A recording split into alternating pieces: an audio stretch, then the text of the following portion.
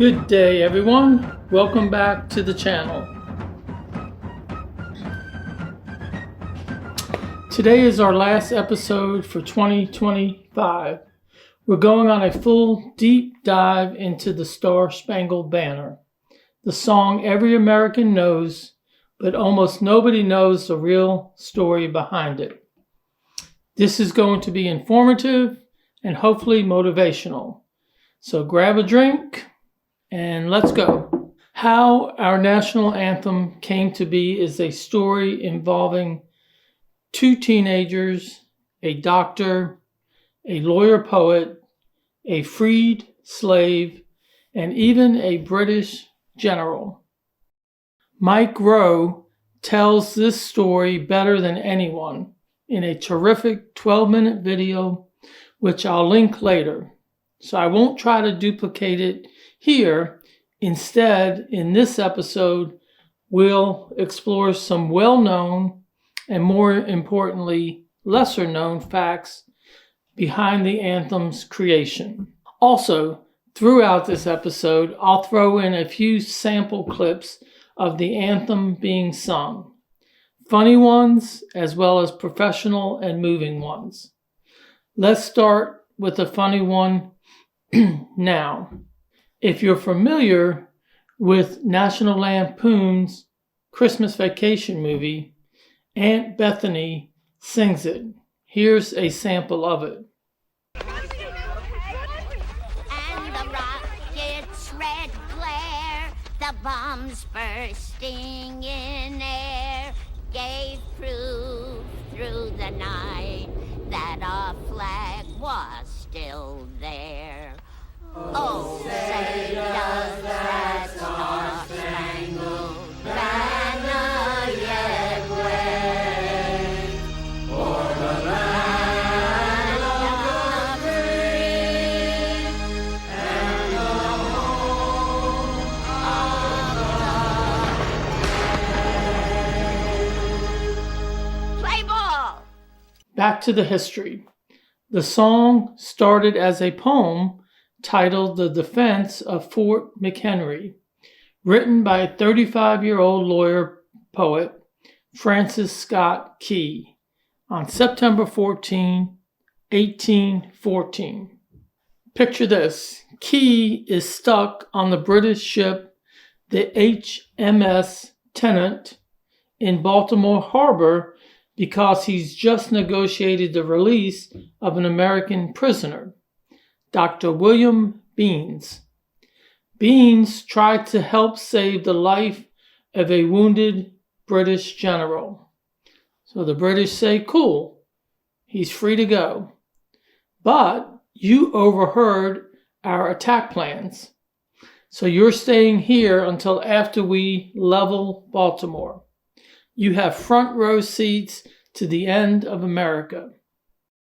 Just 3 weeks earlier, August 24th, the British burned down the White House, the Capitol, and other surrounding buildings. Back to Baltimore. For 25 straight hours in pouring rain, the Royal Navy unleashed hell. 1,800 plus bombs, mortars, and those brand new Congreve rockets that screamed through the sky, leaving red trails. Yes, that's literally the rocket's red glare line. All night, Francis Scott Key keeps asking the American prisoners, can you still see the flag? Because if the flag comes down, the fort has surrendered. Morning comes, the guns go silent, the smoke clears, and there it is, the biggest American flag anyone has ever seen. 30 feet by 42 feet, proudly flying. Key starts writing the Star-Spangled Banner on the back of an old letter right there on the deck. Let's pause for another sample video. Here's the Army's Soldiers Chorus. Oh, say, can you see by the dawn's early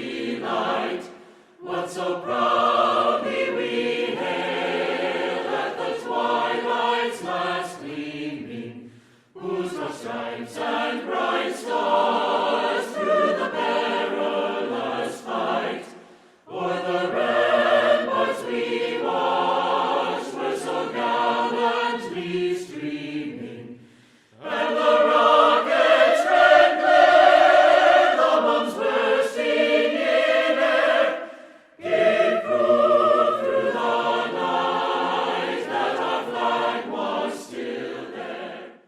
What a great choral group of singers. Link provided later for the full rendition. Back to the flag. The flag was commissioned by Major George Armistead, who literally said, "I want a flag so big the British will see it from miles away." Mary Pickersgill and her team sewed it in 6 weeks earlier on the floor of a brewery because it wouldn't fit anywhere else. Each star was 2 feet across. When wet, it weighed over 200 pounds. In 1795, Congress passed the Flag Act of 1795, adding 2 stars and 2 stripes to the original 13-star and 13-stripe flag. When Vermont, 1791, and Kentucky, 1792, joined the Union. This created the 15-star and 15-stripe flag, which remained the official U.S. flag from 1795 to 1818. Now here's where it gets wild. The tune we struggled to sing was originally a British gentleman's club drinking song called "To Anacreon in Heaven." Imagine singing your national anthem in 1814 and the British veterans in the room going, "Hey, that's our pub song." Yup, we straight up stole the melody and made it better. Within days, it's printed.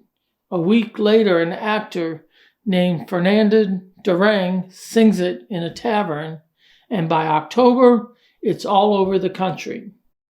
Name change to the Star-Spangled Banner happens almost immediately. Now, fast forward, the song gets officially recognized by the Navy in 1889, the Army in 1916. President Wilson orders it at all military events, and finally, after 117 years of being the unofficial anthem, Congress makes it official on March 3rd, 1931. President Hoover signs it while on a fishing trip. Extra facts here that most people miss. There are 4 official stanzas in the song. The Star-Spangled Banner has a famously wide vocal range, about an octave and a fifth. And the original flag is at the Smithsonian, but it's missing an entire star and big chunks of it. For almost 100 years, the Armistead family cut off pieces as souvenirs. One piece even went to Abraham Lincoln's funeral.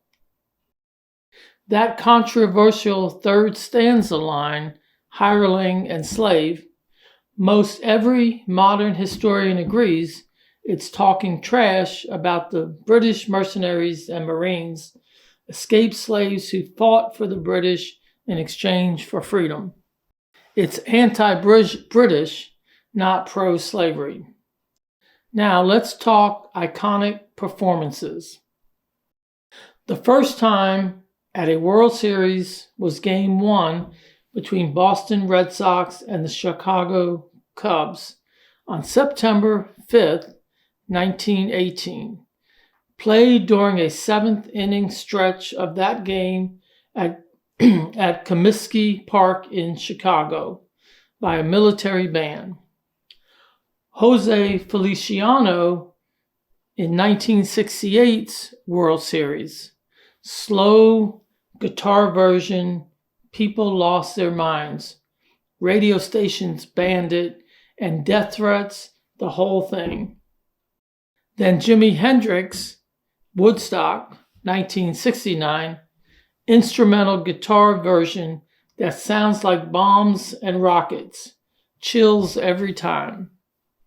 And Whitney Houston's Super Bowl 1991, some say the undisputed greatest rendition of all time. Happens today, every single evening at Fort McHenry's National Monument. Park rangers and volunteers lower a replica of that giant flag while the anthem plays. Visitors get to help carry it. It's one of the coolest patriotic experiences you can have. So next time you're at a game, concert, or patriotic event and the song starts, stand up and remember, you're not just hearing some old tune, you're hearing the sound of a brand new nation staring down the world's biggest empire in the face and saying, we're still here. If you enjoyed this episode, hit the like button. Tell me in the comments your favorite rendition ever. In conclusion, I want to thank you for your continued interest. It's hard to believe this completes our second full year of episodes sharing history together.